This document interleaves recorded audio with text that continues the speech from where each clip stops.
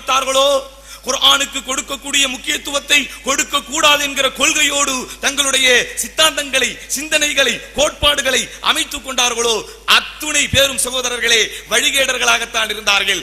1400 ஆண்டுகளாக, 14 நூற்றாண்டுகளாக ஒரே ஒரு அஹ்லு சுன்னாவை சார்ந்திருக்கிற இமாம், தூய கொள்கையை மக்களுக்கு பிரச்சாரம் செய்த ஒரே ஒரு இமாம், யாராவது குர்ஆனுக்கு சுன்னா சஹீஹாக இருந்தாலும் அறிவுக்கு முரண்படுகிற போது, குர்ஆனுக்கு முரண்படுகிற போது ஏற்றுக்கொள்ள கூடாது என்று சொன்னார்களா? நீங்கள் குறிப்பிட்டு காட்டுகின்ற அத்தனையும் அயோக்கியத்தனம். ஹதீசுகள் குர்ஆனுக்கு முரண்படும் என்கிற கருத்திலே எங்கெல்லாம் வருகிறதோ, ஹதீசுகள் குர்ஆனுக்கு முரண்படும் என்றால் இட்டுக்கட்டப்பட்ட ஹதீசுகள், பொய்யுரைக்கப்பட்ட ஹதீசுகள், ரசூலுல்லாஹி ஸல்லல்லாஹு அலைஹி வஸல்லம் சொல்லாமலேயே சொன்னதாக பொய்யுரைக்கப்பட்ட ஹதீஸ்களை தான் குர்ஆனுக்கு முரண்படும் என்று இமாம்கள் சொன்னதையெல்லாம் மிக விவரமாக ஹதீஸ் மறுப்பு கொள்கையை இளைஞர்களுடைய சிந்தனையிலே விதைக்க வேண்டும் என்பதற்காக இந்த இமாம் அப்படி சொன்னார், இமாம் ஷாஃபி இப்படி சொன்னார், இமாம் இப்னு ரஜப் இப்படி சொன்னார், இமாம் இப்னு ஹஸம் சொன்னார். எந்த இமாமும் அப்படி சொல்லவில்லை. எந்த இமாமும் அப்படி சொல்லவில்லை. குர்ஆனுக்கு ஹதீஸ் முரண்படுகிறது என்று மொட்டையாக அவர்கள் சொன்ன விஷயங்களை எல்லாம் எங்காவது எந்த இமாமாவது இதா ரஅய்தல் ஹதீஸ வலவ் ஸஹஹ இஸ்னாதுஹு யுகாலிஃபுல் குர்ஆன் என்று ஒரு வார்த்தையை காட்ட முடியுமா?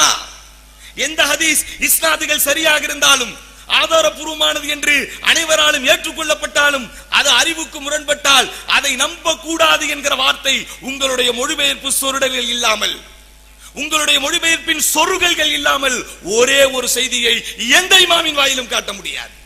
பொய், அத்தனையும் பொய். 10 வருடங்களுக்கு முன்பே இதற்குரியான சரியான மறுப்புகள் கொடுக்கப்பட்டு விட்டது.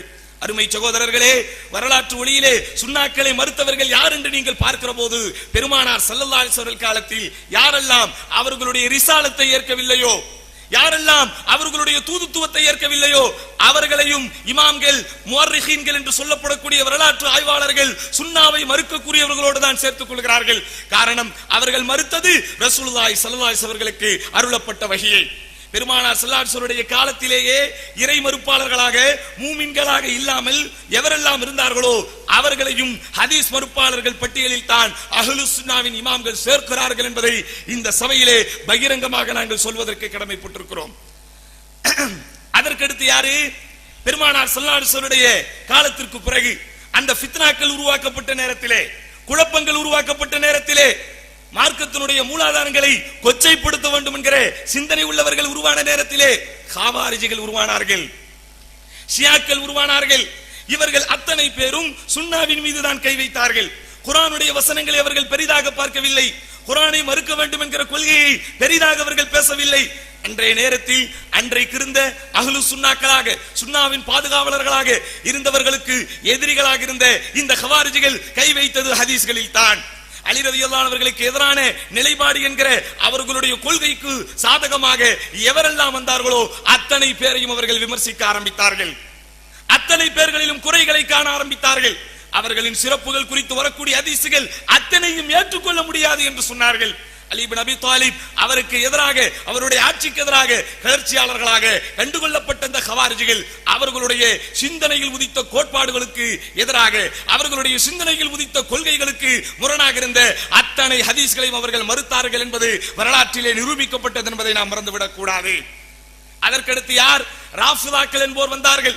ஹவாரிஜிகள் பெற்று போட்ட கள்ள குழந்தைகளை போல் ஹவாரிஜிகளுடைய உருவிலேயே, ஹவாரிஜிகளுடைய வடியிலேயே வந்த ராஃபிதாக்கள், அவர்களிடத்திலும் ஒரு கொள்கை காணப்பட்டது, சஹாபாக்களுக்கு எதிரான கொள்கை. சஹாபாக்களுடைய கண்ணியத்தை குறைக்க வேண்டும் என்கிற கொள்கை. அந்த கருத்திலே எந்தெந்த விஷயங்கள் எல்லாம் வருகிறதோ, சஹாபாக்களுடைய சிறப்புகளை குறித்து எதெல்லாம் பேசுகிறதோ அப்படிப்பட்ட எல்லா ஹதீஸ்களையும் அவர்கள் மறுத்தார்கள். குர்ஆனை மறுக்கவில்லை, குர்ஆனில் ஒரு வசனத்தையும் மறுக்கவில்லை. குர்ஆனில் சஹாபாக்களுடைய சிறப்புகள் குறித்து வந்த வசனத்திற்கு அவர்கள் எந்த விதமான மறுப்புகளையும் சொல்லவில்லை. மாறாக சஹாபாக்கள் மூலமாக அறிவிக்கப்பட்டிருக்கிற இந்த சத்தான முத்தான சுன்னாக்களில், ஹதீசுகளில் எவைகளெல்லாம் இவர்கள் விரும்பாத சஹாபாக்களின் சிறப்புகள் குறித்து பேசப்பட்டதோ அத்துணை ஹதீஸ்களையும் அவர்கள் மறுக்க ஆரம்பித்தார்கள்.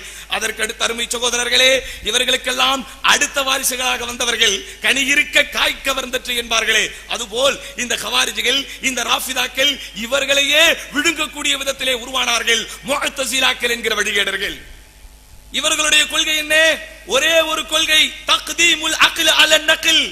ஆதாரத்தை காட்டிலும் அறிவை தான் முற்படுத்த வேண்டும் என்கிற சிந்தனைக்கு அவர்கள் வந்தார்கள். நன்றாக கவனத்திலே வையுங்கள். யாரெல்லாம் வழிகேடர்களாக சமுதாயத்திலே உருவானார்களோ ஒவ்வொருவருக்கும் ஒரு வழி கொள்கை இருந்தது. கவாரிஜிகள் அலி ரலியல்லாஹு அவர்களுக்கு எதிரானவர்கள் என்கிற கொள்கை, ஷியாக்கள் அலி ரலியல்லாஹு அவர்களுக்கு ஆதரவானவர்கள் என்கிற பேரிலே சஹாபாக்களுக்கு எதிரானவர்கள் என்கிற கொள்கை, ராஃபிதாக்கள் அஹ்லு சுன்னாக்களாக இருந்த சஹாபாக்களுக்கு எதிரான கொள்கை. அதே வடிவில், அதே உருவில், அதே முழுவில் வந்த இந்த முஅ்தஸிலாக்கள் தக்தீமுல் அக்லி அல நக்லி, ஆதாரத்தை காட்டிலும் அறிவைத்தான் முற்படுத்த வேண்டும் என்கிற கொள்கையை கொண்டு வந்தார்கள். அதை நிரூபிக்க, அதை நிலைநாட்ட தௌஹீத் தௌஹீத் என்று அதிகம் பேசினார்கள். அதை நிரூபிக்க, அதை நிலைநாட்ட அதில் நீதி, நேர்மை, நியாயம் என்று அதிகம் பேசினார்கள். மிகப்பெரிய அடிப்படையிலே தர்க்கம் பேசினார்கள். பெரும் பாவம் செய்தவன் பாவம் செய்து விட்டானா அவன் பாவி, பாவியாக இருப்பவன் நரகத்தில் தான் இருக்க வேண்டும், பாவியாக இருப்பவன் நிரந்தரமாக நரகத்தில் இருக்க வேண்டும் என்று அன்றைக்கே இஸ்லாமிய மார்க்கத்திலே நாத்திகம் பேசினார்கள். ஆஹா, அல்லாஹ் பெரும்பாவம் செய்தவர்களை மன்னிக்கிறானே, ஷிர்கை தவிர ஏனைய பாவங்களை மன்னிக்கிறானே என்று வரக்கூடிய ஹதீஸ்கள் அத்தனையும் மறுக்க ஆரம்பித்தார்கள். இதற்கு ஆதாரமாக துணையாக வரக்கூடிய அத்தனை வசனங்களுக்கு மாற்று கருத்து கொடுக்க ஆரம்பித்தார்கள்.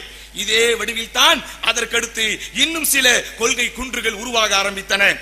யார் இதே வடிவிலே, இதே உருவிலே எப்படி முஅ்தஸிலாக்கள் உருவானார்களோ அதே அடிப்படையில் சகோதரர்களே அதற்கு பிறகு வந்தவர்கள் முஸ்தஷ்ரிகூன் என்கிற கொள்கையிலே வந்தார்கள். இவர்கள் யார்? இஸ்லாத்திற்கு எதிராக மேலை நாட்டு சிந்தனையில், ஏகாதிபத்திய கொள்கையிலே, முதலாளித்துவ கொள்கையிலே ஊறி திரைத்தவர்களால் உருவாக்கப்பட்ட கள்ளக்குமுடுகள் இவர்கள் எல்லாம். இந்த முஸ்தஷ்ரிக்குகள் என்போர் அரபுகளுடைய கலாச்சாரத்தை ஆய்வு செய்கிறோம் என்பதை மேலோட்டமாக வைத்துக் கொண்டு இஸ்லாமிய மார்க்கத்தில் குறைகள் இருக்கிறதா, குளறுபடிகள் இருக்கிறதா, கோளாறுகள் இருக்கிறதா என்பதை ஆய்வு செய்வதற்காக ஆயிரக்கணக்கான கோடிகளை சமூகத்திலே செலவிட்டவர்கள். அந்த வழியிலே வந்த எத்தனையோ பேர் இஸ்லாத்தை தழுவி இருக்கிறார்கள். இவர்களுடைய கொள்கை என்ன தெரியுமா? இஸ்லாத்தில் குறையை கண்டுபிடித்தல். முஸ்தஷ்ரிகூன் என்பவர்களாக அவர்கள் தங்கள் கொள்கைகளை பிரகடனப்படுத்த ஆரம்பித்தார்கள். இஸ்லாத்திலே குறை இருக்கிறது என்பதை மக்களுக்கு மத்தியில் சொல்ல வேண்டுமானால் ஹதீஸ்களிலே கை வைக்க வேண்டும், ஹதீஸ்களுடைய புனிதத்தை கெடுக்க வேண்டும், ஹதீஸ்களில் அந்த கண்ணியத்தை குலைத்து களங்கத்தை ஏற்படுத்த வேண்டும், ஹதீஸ்களின் பாதுகாவலர்களாக இருக்கிற சஹாபாக்களை எல்லாம் தவறானவர்கள் என்று சித்தரிக்க வேண்டும் என்று அவர்களும் ஹதீஸ்களை மறுக்க ஆரம்பித்தார்கள். ஹதீஸ்களுக்கு பாதுகாவலர்களாக இருந்த சஹாபாக்களை பற்றி தப்பும் தவறுமாக சொல்ல ஆரம்பித்தார்கள். அதே வடிவில் அதற்கடுத்து சில நூற்றாண்டுகளுக்கு கழித்து அல் ஹத்தாசியூன் என்று ஒரு கூட்டம் வந்தது. இவர்கள் யார் தெரியுமா? நவீனவாதிகள், மாடர்ன் இஸ்லாம். இஸ்லாமிய மார்க்கம் நடைமுறைக்கு ஒத்து போக வேண்டும், நவீனத்துவத்திற்கு ஒத்து போக வேண்டும். நவீனத்திலே, நவீன காலத்திலே மனிதனுடைய இந்த தகவல் தொழில்நுட்ப சாதனங்களுக்கு எவைகளெல்லாம் உரைகளாக இருக்கிறதோ அவைகள் அத்தனைக்கும் இஸ்லாமிய மார்க்கம் ஒத்து போக வேண்டும். பழமைவாதங்களை பேசாதீர்கள், அடிப்படைவாதங்களை பேசாதீர்கள், பெண்களை எல்லாம் புர்காவிற்குள் நீங்கள் நுழைத்து விடாதீர்கள், தாடி வைக்க வேண்டிய அவசியம் இல்லை, இவைகளெல்லாம் ஒன்றும் பெரிய அம்சம் இல்லை என்றெல்லாம் நவீன தத்துவங்கள் பேசி இஸ்லாமிய மார்க்கத்திற்குள் குழப்பத்தை உண்டு பண்ண வேண்டும் என்ற உருவான இவர்களும் இந்த கொள்கைக்கு எதிராக, இந்த கொள்கைக்கு முரணாக இருக்கக்கூடிய ஹதீஸ்களை எல்லாம் மறுக்க ஆரம்பித்தார்கள். காரணம், தாடியை பற்றி நேரடியாக நீங்கள் குர்ஆனிலே பார்க்க முடியாது, புர்காவை பற்றி நேரடியாக நீங்கள் குர்ஆனிலே பார்க்க முடியாது, ஹிஜாபு குறித்து எந்த வசனங்கள் வந்தாலும் அவரவர்கள் விருப்பத்திற்கு ஏற்ப விளக்கங்களை சொல்லிவிடலாம். சுன்னா என்று ஒன்று இல்லாவிட்டால், சஹாபாக்களின் விளக்கங்கள் என்று ஒன்று இல்லாவிட்டால் மார்க்கத்தின் எந்த அம்சத்தையும் புரிந்து கொள்ள முடியாது. அதனால் தான் ரொம்ப தெளிவாக அவர்கள் அதிலே கை வைக்க ஆரம்பித்தார்கள். இதே வடிவில் தான் சகோதரர்களே எத்தனையோ பேர்களில் சமுதாயத்திலே ஹதீஸ்களை மறுக்கக்கூடியவர்கள் வந்தார்கள். அஹ்லே குர்ஆன் படித்து படித்து நீங்கள் நிறைய விஷயங்களை கேள்விப்பட்டிருப்பீர்கள். அஹ்லே குர்ஆன் காதியானிகள் இவர்கள் எல்லோருமே சுன்னாவினுடைய புனிதத்திற்கு தான் சகோதரர்களை கை வைத்தார்கள். அதே வடிவில் வந்தவர்கள் தான் இன்றைக்கு தமிழ்நாட்டிலே தௌஹீத் என்கிற பெயரிலே அமைப்பை கொண்டிருப்பவர்கள். நம்மோடு, நம்முடைய ஜமாத்தோடு ஷேக் எஸ் கமாலுத்தீன் மதனி ஹஃபிதஹுல்லாஹ் அவர்களோடு ஆரம்ப காலத்தில் இந்த அமைப்பின் தலைவர்களாக இருக்கக்கூடியவர்கள் ஒன்றாக இருக்கும் காலம் வரை அவர்கள் ஹதீஸ்களை மறுக்கவில்லை. வாட்ஸ்அப், Facebook போன்ற சமூக வலைத்தளங்களில் நிறைய வீடியோக்களை பார்த்திருப்பீர்கள். இதே நாகூரில் ஷியாக்கள் குறித்து அவர்கள் அமைப்பினுடைய தலைவர் பேசிய பேச்சு இன்றும் ஆதாரபூர்வமாக இருக்கிறது. அத்துணை பேரும் கேட்டிருப்போம். ஷியாக்களுக்கும் நமக்கும் இடையே இருக்கிற வித்தியாசத்தை பற்றி பேசும்போது மிக தெளிவாக அவர் சொன்னார், அல்லாஹு யஹ்தீஹி ஹதாஹுல்லாஹ், அல்லாஹ் அவருக்கு நேர்வழி காட்ட வேண்டும். என்ன சொன்னார்? ஷியாக்கள் நீங்கள் சில சஹாபாக்களை ஆதரித்து பல சஹாபாக்களை நீங்கள் விமர்சிக்கிறீர்கள், எதிர்க்கிறீர்கள். ஆனால் அஹ்லு சுன்னத்தி வல் ஜமாத் என்கிற நாங்கள் சுன்னாவை பின்பற்றுகிற நாங்கள், சஹாபாக்கள் இருந்த ஜமாஅத்தை பின்பற்றுகிற நாங்கள் அத்துணை சஹாபாக்களையும் ஏற்றுக்கொள்வோம் என்று அவர் சொன்னாரா இல்லையா?